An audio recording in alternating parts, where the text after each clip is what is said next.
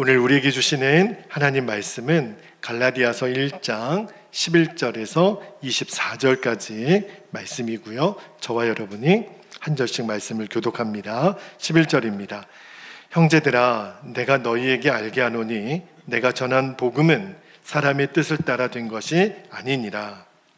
이는 내가 사람에게서 받은 것도 아니요 배운 것도 아니요 오직 예수 그리스도의 계시로 말미암은 것이라. 내가 이전에 유대교회에 있을 때에 행한 일을 너희가 들었거니와 하나님의 교회를 심히 박해하여 멸하고 내가 내 동족 중 여러 연갑자보다 유대교를 지나치게 믿어 내 조상의 전통에 대하여 더욱 열심히 있었으나 15절 그러나 내 어머니의 태로부터 나를 택정하시고 그의 은혜로 나를 부르시니까 그의 아들을 이방에 전하기 위하여 그를 내 속에 나타내시기를 기뻐하셨을 때에 내가 곧 혈육과 의논하지 아니하고 17절 또 나보다 먼저 사도된 자들을 만나려고 예루살렘으로 가지 아니하고 아라비아로 갔다가 다시 다메섹으로 돌아갔노라. 그 후 3년 만에 내가 게바를 방문하려고 예루살렘에 올라가서 그와 함께 15일을 머무는 동안 주의 형제 야고보 외에 다른 사도들을 보지 못하였노라. 보라, 내가 너희에게 쓰는 것은 하나님 앞에서 거짓말이 아니로라. 그 후에 내가 수리아와 길리기아 지방에 이르렀으나 그리스도 안에 있는 유대의 교회들이 나를 얼굴로는 알지 못하고 23절 다만 우리를 박해하던 자가 전에 말하려던 그 믿음을 지금 전한다음을 듣고 나로 말미암아 하나님께 영광을 돌리니라. 아멘. 하나님 말씀입니다. 모두 자리에 앉겠습니다. 자, 오늘은 갈라디아서 이제 주일마다 강해 말씀을 하고 있는데 세 번째 예수님 한 분이면 충분합니다. 제목의 말씀으로 은혜를 나누려고 해요. 그 지난주에 갈라디아서 강의 두 번째 말씀을 전할 때 신앙생활은 딱 두 종류의 사람으로 나눈다는 말씀을 드렸어요. 하나는 똑같이 신앙생활을 하지만 은혜 신앙생활을 하는 사람이 있고 또 하나는 율법 생활을 하는 성도가 있는데 자, 어떤 사람은 은혜 생활을 하고 어떤 사람은 율법 생활을 하나. 첫 번째 지난주에 드렸던 말씀은 하나님과의 거리감이에요. 우리도 똑같이 하나님을 믿지만 하나님이 너무너무 나와 가까이 계시다라고 믿는 사람이 있어요. 그런데 또 어떤 사람은 하나님은 너무 멀리 계셔. 저 우주 바깥에 어딘가에 계신 것 같고 내가 필요할 때만 가끔 오시는 것 같고 하나님과의 거리감이 사람마다 다 달라요. 하나님이 가깝게 느껴지는 사람, 예수님이 너무너무 가깝게 느껴지는 그 사람이 은혜 생활하는 사람이에요. 자, 그런데 오늘 사도 바울이 내가 지금 은혜 생활을 하고 있는지 율법 생활을 하고 있는지 중요한 기준 하나를 더 우리에게 전하고 있는데 그거를 좀 나누려고 그래요. 그게 뭐냐면 제가 조금 전에는 하나님과의 거리감이라 그랬는데 내가 지금 은혜 생활하고 있는 사람은 내 자랑거리가 달라요. 자, 여러분, 사람은 누구나 내가 자랑하고 싶은 것들이 있거든요. 그런데 예수님이 나랑 너무 가까워. 내 안에 계시니까. 근데 그거를 누리는 사람은요, 입만 열면 예수님 자랑이 나와요. 그런데 예수님이 너무 멀리 계신 분은요, 예수님 자랑이 나오지 않아요. 그 사람은 율법 생활을 하고 있는 거예요. 여러분, 내가 입을 열어 예수님 자랑이 안 나오면 누구 자랑이 나올까요? 내 자랑이 나오죠. 개구리 한 마리가 아주 똑똑한 개구리가 한 마리가 있었어요. 그런데 연못에서 헤엄치고 놀다 보니까 저 하늘을 나는 새가 너무 부러운 거예요. 나도 하늘을 날고 싶다. 근데 개구리가 하늘을 날 수 있어요, 없어요? 못 날아요. 그런데 개구리가 아이디어가 떠오른 거예요. 그래서 저 하늘을 날아다니는 새에게 부탁을 합니다. 새야, 나도 하늘을 날고 싶어. 너는 못 날잖아. 근데 방법을 생각했어. 너 나뭇가지를 하나 물고 와. 그리고 너의 부리로 나뭇가지 한쪽을, 내 입으로 반대편 나뭇가지를 꽉 물고 있을 테니까 너가 그 나뭇가지를 문 나를 하늘로 좀 날아 올려줘. 그래서 서로 나뭇가지를 입에 물고 개구리가 하늘을 난 거예요. 정말 그 높은 하늘에서 그 밑에 있는 다른 개구리들을 보면서 얼마나 의기양양한지. 근데 이제 밑에 있는 개구리들이 신기한 거예요. 하늘을 날고 있는 개구리에게, 야 개구라, 너 어떻게 하늘을 날아? 너 그런 멋진 생각을 도대체 누가 한 거야? 근데 이제 하늘을 나는 개구리가, 누가 하긴 내가 했지. 그리고 그 개구리가 어떻게 됐는지는 여러분의 상상에 맡길게요. 여러분, 사람은요 다 예수님 자랑하는 것이 결론이 되지 않은 사람은 은근히 다 자기 자랑이 나옵니다. 무슨 자랑을 할까요? 자기 외모 자랑하고, 자기가 똑똑한 거 자랑하고, 또 교회에서는 목사님이 직분 자랑하는 사람도 봤어요. 그리고 내가 이 교회에 오래 있었다고, 그리고 직업 자랑하고, 이런 사람들이요, 가만히 보면은 은혜 생활하는 게 아니에요. 다 율법 생활을 하고 있는 거예요. 내가 정말 예수님을 만났다면, 내가 은혜 생활을 하고 있다면 우리의 자랑은 그런 자랑이 나오지가 않아요. 그러니까 내가 예수님을 정말 제대로 만나고 은혜 생활하는 사람은 자랑의 기준이 달라집니다. 누구로 바뀔까요? 예수님으로. 사도 바울이 그랬어요. 여러분, 사도 바울이요, 이분도 자랑거리가 엄청 많았다고 자기가 얘기를 해요. 자, 빌립보서 3장 5절 6절에 보면 예수님 만나기 전에는 바울이 자랑거리가 이렇게 많았어요. 한번 볼까요? 나는 8일 만에 할례를 받고 이스라엘 족속이요, 베냐민 지파요, 히브리인 중에 히브리인이요, 율법으로는 바리새인이요, 6절에 열심으로는 교회를 받게 하고 율법의 의로는 흠이 없는 자라. 나같이 완벽한 사람 있으면 나와봐. 사도 바울이 예수님 만나기 전에는 온통 내 자랑뿐이었어요. 그런데 그 사도 바울이 예수님을 만나고 나서 자랑거리가 어떻게 바뀌는지 이어지는 7절, 8절, 9절을 볼게요. 그러나 예수님 만나고 나서 무엇이든지 내게 유익하던 것을 내가 그리스도를 위하여 다 해로 여길 뿐더러 또한 이 모든 것을 해로 여김은 내 주 그리스도 예수를 아는 지식이 가장 고상하기 때문이라. 내가 그를 위하여 모든 것을 잃어버리고 배설물로 여김은 그리스도를 얻고 그 안에서 발견되려 함이니. 사도 바울이 지금 뭐라고 그러냐면, 여러분, 내가 지금까지 자랑거리가 엄청 많았는데요, 지금 예수님 만나고 나니까 그거 다 저 이제 싫어요.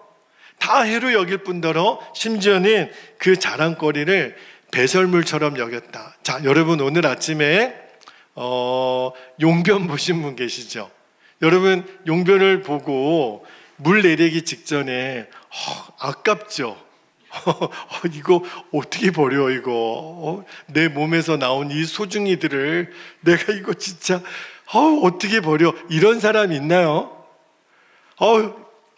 빨리 내려가 이럴 거 아니에요. 사도 바울이 지금까지 내가 정말 자랑거리를 여겼던 거, 내 얼굴, 그냥 똑똑한 거, 직분, 재산, 내가 너무너무 자랑거리가 많았던 것들을 진짜 빨리 버리고 싶어가지고 배설물처럼 여겼다라는 거는 나 이제 그딴 거 아무것도 난 필요 없어.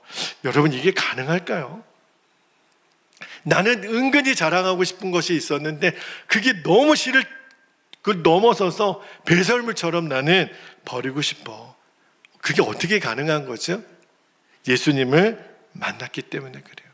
이제는 내 자랑거리가 완전히 바뀐 거예요. 그래서 오늘 갈라디아서 1장 11절 12절을 보면 바울이 이렇게 고백해요. 11절을 볼게요. 형제들아, 내가 너희에게 알게 하노니 내가 전한 복음은 사람의 뜻을 따라 된 것이 아니니라. 12절에 이는 내가 사람에게서 받은 것도 아니요 배운 것도 아니요, 보세요, 오직 예수 그리스도의 계시로 말미암은 것이라. 여기 12절에 보니까 오직 예수 그리스도의 계시로 말미암은 것. 여러분, 내가 이렇게 여러분에게 말을 전하지만 이거는 제가 한 게 아니고요, 예수님이 나에게 그 계시, 마음을 주신 거. 이게 무슨 말이냐면, 저는요 말 잘 못하는 사람인데 이 모든 것들은 누가 하신 거예요? 예수님이 하신 거예요. 그래서 정말 은혜 생활하는 사람의 특징이 있어요. 그분은 말끝마다 이 모든 것 주님이 하셨습니다. 아마 우리 친구들이 이제 막 칭찬받을 때도 있을 거잖아요. 너무 잘했어. 청소도 너무 잘했어. 예배도 너무 잘했어. 정말 찬양도 너무 잘했어. 그럼 여러분 이제 뭐라고 고백하면 돼요? 제가 좀 그렇죠, 뭐 제가 좀 그거 합니다. 이러면 율법 생활하는 사람이고, 은혜 생활하는 사람은 어떻게 고백해요? 모든 것 주님이 하셨습니다. 그러니까 이번에 기말고사 딱 성적표 받았는데, 와, 전교 1등을 했어요. 와, 진짜, 야, 우리 아들 최고다. 그때 엄마 내가 지금 내가 이게 머리가 진짜 보통 머리가 아니야, 이렇게 말하면 안 돼요. 어떻게 해야 돼요? 이 모든 것 주님이 하셨습니다. 진짜 주님이 하신 거예요. 주님이 지혜를 주신 거니까. 그지요? 그러니까 여러분이 뭐든지 이제 모든 것의 마지막 나의 고백은 주님이 하셨습니다. 여기 부르잖아요. 오직 예수 그리스도의 계시로 말미암았다. 이제 바울은 생각이 완전히 바뀌었어요. 내 모든 자랑은 예수님. 이제는 나는 예수님밖에는 몰라요. 이렇게 결정을 했다는 거예요. 여러분, 사도 바울이 예수님을 어디서 만났는 줄 아세요? 그 사도행전에 보면 다메섹이라고 하는 그 도시에 가는 그 길에서 만나요. 그런데 예수님을 만나기 전에 사도 바울은 이름이 사울이었거든요. 근데 얼마나 이 사람이 아주 괴팍하고 무서운 사람이었냐면 예수 믿는 사람들 다 잡아 죽였다니까요. 그 다 끌고 가려고 가는 길에. 그런데 자, 오늘 말씀 16절 17절을 볼게요. 예수님을 만나고 나서 바울이 어떻게 했냐면 16절에 그의 아들을, 하나님의 아들을 이방에 전하기 위하여 그를 내 속에 나타내시기를 기뻐하셨을 때 다메섹 도상에서 예수님 만나고 그 다음에 곧 혈육과 의논하지 아니하고 17절에 또 나보다 먼저 된 사도된 자들을 만나려고 예루살렘으로 가지 아니하고 아라비아로 갔다가 다시 다메섹으로 돌아갔노라. 여러분, 내 인생에 중요한 변화가 일어나면 제일 먼저 사람은 누구를 찾게 됐냐면 부모님을 찾게 돼 있어요. 내 형제들을 찾게 돼 있어요. 그렇지 않겠어요? 여러분, 내가 어디 유학을 가요? 군대를 가요? 어디 여행을 가요? 또 갔다 왔어요. 그러면 제일 먼저 연락하는 사람은 당연히 부모님이고 가족들이죠. 근데 사도 바울도 예수님 만났고 예수님이 사도 바울에게 너는 이제부터 이방인의 사도야. 내가 너를 그렇게 불렀어. 그래서 사도 바울이 인생에 완전히 전환점이 생겼을 때 이 소식을 부모님에게도 알리고 또 가족들에게도 알리고 싶잖아요. 그런데 오늘 말씀해 보니까 혈육과 의논하지 않고 어디로 가냐면 아라비아라고 하는 광야로 가요. 몇 년 동안? 3년 동안. 이 아라비아 광야에서 사도 바울이 뭘 했을까? 성경에는 자세히 나와 있지는 않아요. 그런데 로마서에 보면 그가 3층 천에 올라갔다라고, 놀라운 하나님의 신비로운 체험을 그때 하는 거예요. 그리고 인류 역사가 어떻게 진행되고 주님이 다시 재림해 오는 그날까지 그 영광 중에 사도 바울이 그 모든 것들을 다 봅니다. 여러분, 그것도 저 같았으면 막 사람들에게 말하고 싶었을 거예요. 내가 이래서 예수님 만났고요. 제가 빛을 봤는데 눈을 멀었다가 3일 만에 다시 뜨고요. 제가 하나님 나라의 놀라운 영광을 보고요. 정말 그거 자랑하고 싶어서 저는 견디지를 못했을 거예요. 그런데 바울은 아무 말도 안 해요. 가족도 만나지 않아요. 그리고 나중에서야 예루살렘에 올라가서 베드로하고 야고보 딱 두 사람만 만납니다. 왜 그러냐면 베드로하고 야고보는 예수님의 직계 제자 중에 가장 수제자거든요. 야고보는 예수님과 또 형제니까 딱 두 사람만 만나고 다른 사람은 만나지 않아요. 그게 뭘 말하는 건 줄 아세요?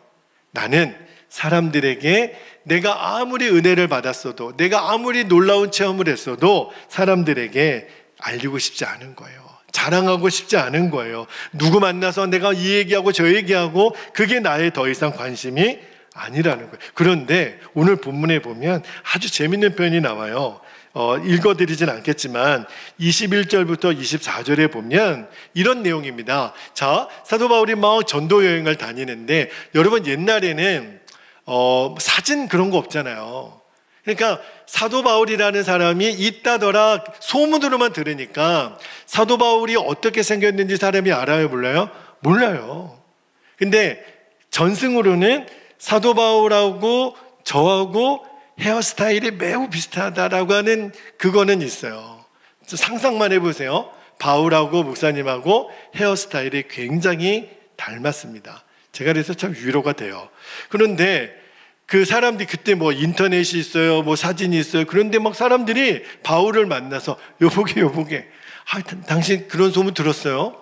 아니, 사울이라는 사람이 예수님 믿는 사람 잡아 죽이다가 다메섹 도상에서 예수님 만나서 완전히 변했대요. 어떻게 해요? 그 사람이 이방인의 사도가 되어서 가는 곳마다 예수님의 부활을 전하고 예수님의 사랑을 전하는 사람이 됐는데, 세상에 그런 기적 같은 일이 일어났네요. 지금 누구 얘기하는 거예요?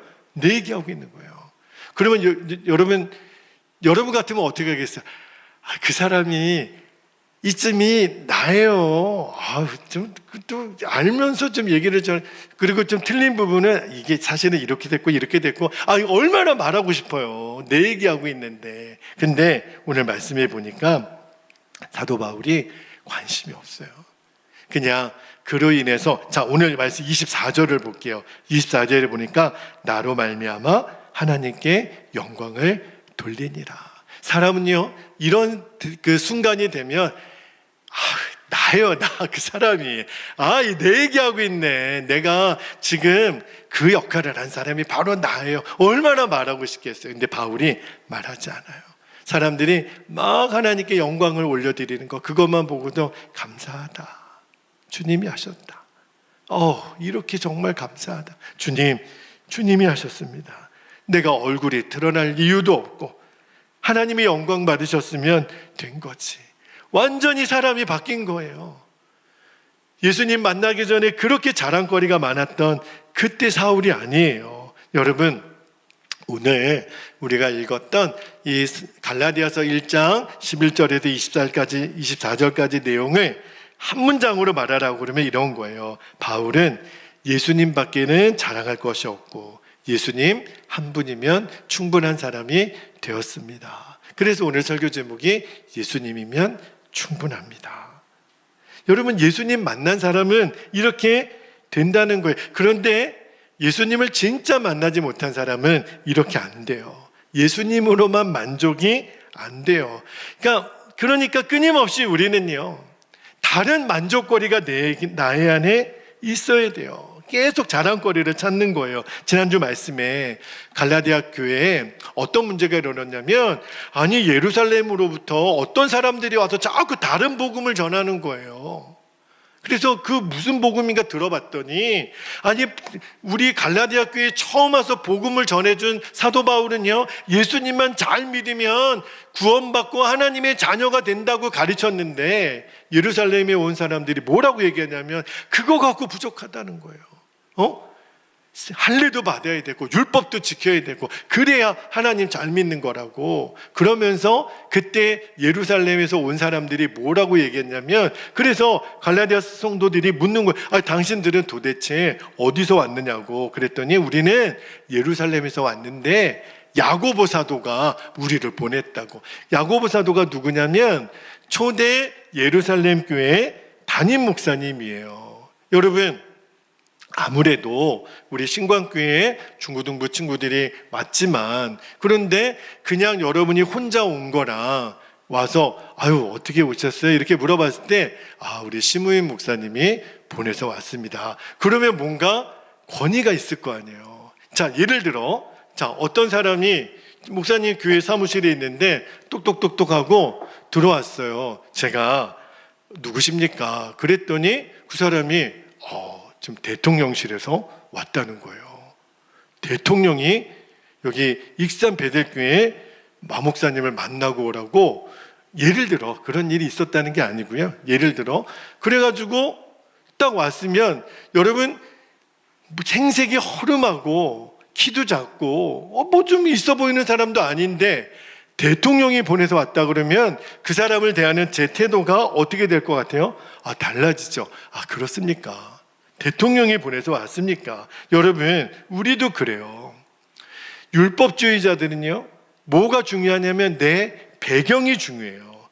그게 굉장히 중요해요. 누가 나를 보냈다, 내가 누구를 좀 안다, 내가 높은 지위에 있는 사람, 아주 많이 배운 사람, 그 사람하고 내가 친분이 있다. 여러분, 은근히 그런 자랑하는 사람들 많습니다. 내가 이런 직분이 있다, 내가 이런 걸 전공했다, 이런 거 드러내는 거를 사람들이 안 그런 척 해도요, 어떤 특별한 영역에 있어서는 내가 자랑하고 싶은 것이 있다니까요. 사람이 참 희한해요. 오늘 말씀을 준비하면서 주님이 저에게 그런 마음을 주세요. 너는 정말 나 하나만으로 충분하냐? 내가 너의 자랑이냐? 저도 그래요. 예수님만 자랑하지 못하고 은근히 나를 드러내고 싶고 내가 뭘 했던 거 드러내고 싶고, 그런 유혹이 목사님에게도 있더라고요. 내가 아직도 정말 예수님 한 분만으로 결론이 안 됐구나. 여러분, 우리가 너무너무 즐겨 암송하고 좋아하는 말씀 중에 시편 23편 1절 말씀 같이 한번 읽어볼까요? 시편 23편 1절 시작. 여호와는 나의 목자시니 내게 부족함이 없으리로다. 자, 아멘이죠. 근데 여러분, 이 말씀을 정말 아멘으로 받았다면 이제 내게 더 이상 부족한 것이 있다면 말이 안 되는 거예요. 아니, 없다면서요. 여호와는 나의 목자시니 내게 부족함이 없으리로다. 그런데 말씀은 말씀이고 내 삶에 여전히 부족한 거는 너무 많아요. 여러분, 하나님이 나의 목자신데 나는 여전히 부족한 게 많아. 좀 더 공부 잘하고 싶고, 좀 더 좋은 직장 가고 싶고, 좀 더 좋은 집에 살고 싶고, 좀 더 좋은 차 타고 싶고, 좀 더 좋은 환경에서 살고 싶다면 이게 무슨 마음이지요? 아직도 나에게는 부족한 것이 많다는 거잖아요. 그러니까 우리들 마음에는 좀 더 공부 잘하고, 좀 더 갖고 싶고, 좀 더 누리고 싶고, 이게 뭐예요? 아직도 예수님 한 분만으로는 내가 만족이 안 되는 거예요. 내가 예수님 믿고 하나님의 자녀가 되고 하나님이 나의 목자가 되셨는데 여전히 근심이 많고 걱정이 많고 부족한 것이 많다면 시편 23편 1절에 이렇게 읽어야죠. 여호와가 나의 목자셔도 부족함은 여전히 많음이로다. 이렇게 읽어야 돼요. 이제 하나님 앞에 거짓말하면 안 돼요. 여호와는 나의 목자시니 내게 부족함이 없다면 그러면 진짜 그렇게 믿고 살아야죠. 이것이 정말 깨달아진 사람, 예수님 한 분으로 나는 이제 더 이상 부족한 것이 없어요, 그게 깨달아진 사람이 은혜 생활을 하는 사람이고, 예수님을 믿었어도 여전히 갖고 싶은 거 많고 나는 부족한 것이 너무 많고, 그러면 미안하지만 아직 예수님을 진짜 모르는 율법 생활하는 거예요. 여러분, 내 자신이 진짜 예수님을 믿고 있는지 또 은혜 생활하고 있는지 이제 여러분이 확인할 수 있어요. 그게 뭐죠?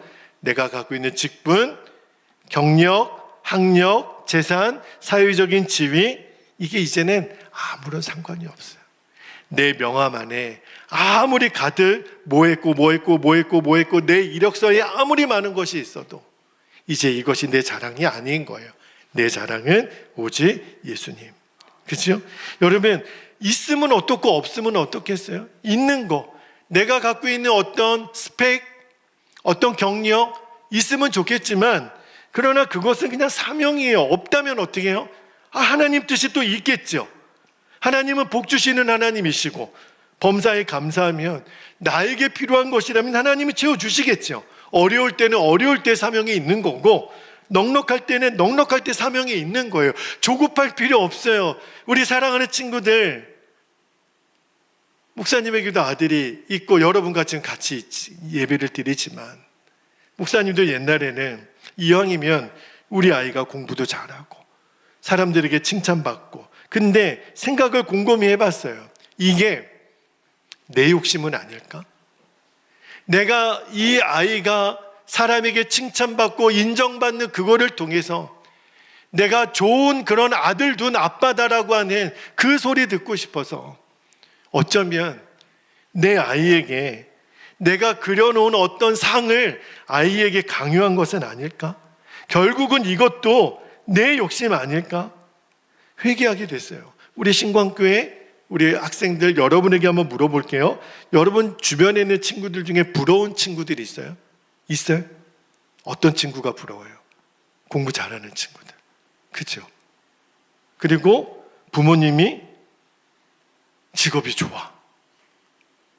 그리고 친구 그 집에 가보니까 우리 집보다 훨씬 잘 살아. 차도 커. 그리고 얼굴도 잘생겼어. 키도 크고 노래도 잘하고 춤도 잘 추고. 부럽죠? 그런 친구들하고 나랑 비교하면은 부럽잖아요. 여러분, 사람은요 누구나 겉으로 드러나는 모습이 눈에 먼저 들어오기는 하는 것 같아요. 왜 그러냐면 하나님이 세우신 정말 이스라엘의 가장 존경받는 선지자 중에 사무엘이라고 하는 사람이 있었어요. 하나님이 사무엘에게 너 내가 이제 어제 여러분 여는 예배 때 사울왕 얘기를 잠깐 해드렸잖아요. 사울이 불순종해서 하나님이 사울 너 이제 아웃, 내가 이제 새로 기름 부어 왕을 세울 거야. 그래가지고 사무엘 선지자에게 이새의 아들들 중에 내가 기름 부을 아들을 정해놨다. 가서 기름 부어 그를 왕으로 세우라고. 그래서 사무엘 선지자가 이새의 집에 갑니다. 자, 이새의 집에 가서 이 아들들이 있습니까? 아들들을 한 줄로 세워요. 그런데 쭉 보니까 장남 엘리야비라고 하는 장남이 와 키가 190이고 얼굴이 너무 잘생겼어요. 왕감이다. 사무엘 선지자가 기도의 선지자거든요. 그런데 그분의 눈에도 딱 보니까 얘가 왕이네. 얘가 왕이 될 내가 왕이 될 상인가. 그래가지고 이 친구가 왕감이네. 근데 하나님이 아니라는 거예요. 아니라는 거예요. 아니 이렇게 있는데 다른 명 다 물어봐도 하나님이 아니라는 거예요. 이새에게 묻습니다. 이 아들들이 다입니까? 아니라는 거예요. 저기 들판에서 양치는 아들이 하나 막내가 있는데 걔는 뭐 볼 것도 없습니다. 뭐 얼굴도 그렇고 그냥 걔는 그냥 양이나 치라 그랬으니까 아니라는, 데리고 오라는 거예요. 그러니까 다윗이 온 거죠. 하나님이 정해놓은 왕감이에요. 그러면서 하나님이 뭐라고 얘기하시냐면 사무엘상 16장 7절에 너무너무 중요한 말씀을 하세요. 자, 같이 한번 읽어볼게요. 시작. 여호와께서 사무엘에게 이르시되 그의 용모와 키를 보지 말라. 내가 이미 그를 버렸노라. 내가 보는 것은 사람과 같지 아니하니 사람은 외모를 보거니와 나 여호와는 중심을 보느니라 하시더라. 여러분 이 말씀을 잘 기억해야 돼요. 사람은 어쩔 수 없이 눈에 보이는 것이 부럽고 눈에 보이는 것이 나랑 비교됐을 때 그 사람처럼 되고 싶은 마음이 있지만 하나님의 기준은 아니라는 거예요. 사람은 외모를 보지만 나 여호와는 중심을 보신다 그랬어요. 여러분 예수님 있죠. 우리가 이렇게 영화 같은 데 보면 예수님이 이렇게 어떻게 생기셨어요? 너무너무 잘생기셨어요. 그죠? 아주 그냥 눈도 크시고 그냥 정말 잘생긴 미남형으로 예수님이 나오는데, 근데 실제로 역사학자들, 고고학자들, 성경학자들이 연구를 해본 결과 예수님은 그렇게 우리가 생각하는 것만큼 외모적으로 보면 잘생기신 분이 아니라 그래요. 그 증거가 어디 있냐면 자, 이사야 53장 2절 3절 예수님에 대한 예언의 말씀이 이렇게 나와요. 2절 볼게요. 그는 주 앞에서 자라나기를 연한 순 같고 마른 땅에서 나온 줄기 같아서 고운 모양도 없고 풍채도 없은즉 우리의 보기에 흠모할 만한 아름다운 것이 없도다. 3절에 그는 멸시를 받아서 사람에게 실어버린 바 되었으며 간고를 많이 겪었으며 질고를 아는 자라. 마치 사람들에게 얼굴을 가리우고 보지 않음을 받는 자 같아서 멸시를 당하고 우리도 그를 귀히 여기지 아니하였도다. 예수님의 겉으로 드러나는 모습, 또 예수님을 대하는 사람들의 태도에 대한 말씀이 나오는데, 한마디로 말하면 예수님 어느 누구에게도 환영받지 못했고 어느 누구에게도 박수받지 못했고, 예수님이 실제로 복음서에 나오셨을 때 예수님이 많은 사역을 했지만 예수님은 사람들에게 배척받고 싫어함받고 결국은 마지막에 맞으시고 옷 벗기시고 십자가에서 죽으셨어요. 여러분, 예수님은 우리는 사랑하고 예수님을 믿지만 예수님의 그 33년의 생애를 보면 인간적으로는 그 길을 걷고 싶지 않아요. 우리는 다 꽃길을 걷고 싶어요. 이게 뭘 말하는 거죠? 예수님은 하나님으로부터 받은 사명 때문에 이 땅에 오셨다는 거예요. 예수님은 인상으로는 그렇게 썩 좋아 보이는 분이 아니셨다는 거예요. 그런데 여러분, 이제 말씀을 마무리하면서 저는 여러분과 이런 기도를 좀 하고 싶어요. 하나님은요, 우리가 은혜 생활하기를 원하세요. 신앙생활을 여러분이 지금은 중고등부 학생들이고 여기에 목사님도 계시고 장로님도 계시고 권사님들도 계시지만, 여러분 이제 이분이 은혜 생활을 하는 분인가는 뭘 보면 알 수 있냐면 자랑거리가 달라요. 우리의 자랑은 내가 예수님 몇십 년 믿었고 직분은 뭐고 내가 이 교회에 언제부터 왔고, 사실은 생각해 보면 그게 무엇이 중요한디? 그게 뭐가 그렇게 중요한 거예요? 우리 집이 몇 평이 무슨 차, 우리 아이가 무슨 대학 나오고 어느 직장 다니고, 생각해 보면 그게 뭐가 그렇게 중요한 거죠? 그게 내 구원을 결정하는 문제라도 되나요? 이제 여러분이 뭘 보셔야 되냐면, 사랑하는 우리 신광교회 중고등부 학생들, 우리 선생님들 도전해 드립니다. 지금 여러분의 자랑거리하고 여러분의 열등감의 이유를 한번 비교해 보세요. 우리 친구들 공부 잘하고 못하는 거 잘하면 좋기는 하겠지만 그게 내 인생의 전부가 아니라는 거 다시 한번 말씀드리고 싶어요. 저희 아이도 있기 때문에 제가 저의 인격과 우리 아이를 향해서도 제가 약속의 말씀을 드리지만 그게 무엇이 중요한데, 그리고 그 기준으로 여러분의 인생을 맡기지 말고 하나님이 여러분에게 거어 놓으셨던 하나님의 계획에 여러분의 인생을 맡기게 되기를 축복합니다. 그러면 돼요. 열등감 가질 필요 없어요. 아까 내가 저 친구는 이게 부럽고 저게 부럽고 나는 왜 이렇게 얼굴도 못난 것 같고 잘하는 것도 없는 것 같고 공부도 못하는 것 같고 우리 집은 왜 이렇게 어렵고, 아니라니까요. 하나님은 외모를 보지 않으신다 그랬으니까. 내가 지금 그리고 은근히 자랑하고 싶었던 것, 그것도 의미가 없어요. 열등감 의미 없어요. 이제는 그것들을 다 십자가에 못 박게 되기를 축복합니다. 그래서 우리가 붙들어야 될 마지막 진리가 뭐냐면 예수님은 언제나 나와 함께 계시다. 이거를 진짜 믿는 거예요. 그리고 예수님은 이 세상의 그 어떤 것보다도 능력이 많으시다. 그 예수님이 나랑 함께 계시는데 기 죽을 게 뭐가 있어요? 내가 누구 앞에서 기가 죽을 게 뭐가 있어요? 그리고 누구 앞에서도 자랑할 게 없어요. 겸손한 거예요. 그리고 누구 앞에서도 기죽지 않고, 뭔가 친구들이 야 너는 왜 이렇게 당당하냐? 너는 뭔가 이렇게 왜 이렇게 여유가 있냐? 너보다 나는 훨씬 조건이 좋은데도 나는 이렇게 조급하고 나는 이렇게 부족한 것이 많은데, 야 너는 나보다 그런 것이 없는 것 같은데도 너는 왜 이렇게 좀 여유가 있고 풍요롭고 당당하고 권세가 있고. 여러분이 알고 싶어? 그 친구가 묻겠죠. 가르쳐줘. 내 안에는 예수님이 있어. 예수님이 내 안에 있어. 그게 비밀이야. 그러면 돼요. 그러면 하나님이 여러분을 그렇게 인도해 가세요. 두려움, 염려 없어져요. 그리고 내 마음에 예수님만 자랑하고 싶어요. 그러면 된 거예요. 하나님이 그렇게 우리를 이끌어 주실 줄 믿습니다. 우리 이 시간에 함께 기도할 텐데 스크린에 보면 두 가지 기도 제목이 있어요. 보면서 기도하셔도 돼요. 이 기도 제목을 나의 기도 제목으로 붙잡는 거예요. 첫 번째, 하나님의 사랑에 대한 확증이고 세상을 이기는 능력이 되시는 예수님을 내가 붙잡게 해주세요. 우리 아이들도 어른들도 마찬가지입니다. 이 시간에 여러분이 예수님을 붙드셔야 돼요. 두 번째, 예수님 외에 자랑거리로 삼았던 것과 열등감의 이유로 살았던 이 두 가지를 동시에 십자가에 못 박는 거예요. 나의 자랑은 예수님, 나의 열등감이 이제 끝났어요. 없어졌어요.